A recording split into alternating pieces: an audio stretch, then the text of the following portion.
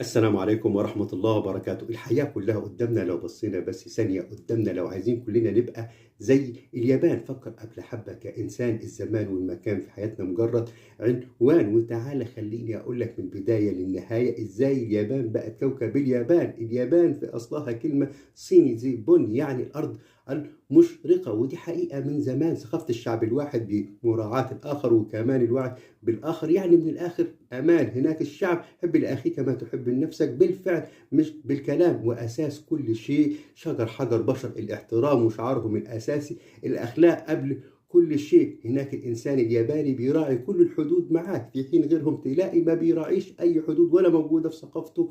كمان الياباني كإنسان يعني في كل مجالات الحياة مثال. الياباني هناك إنسان في الأساس، شعب حب نفسه في شخصه، شعب أراد الحياة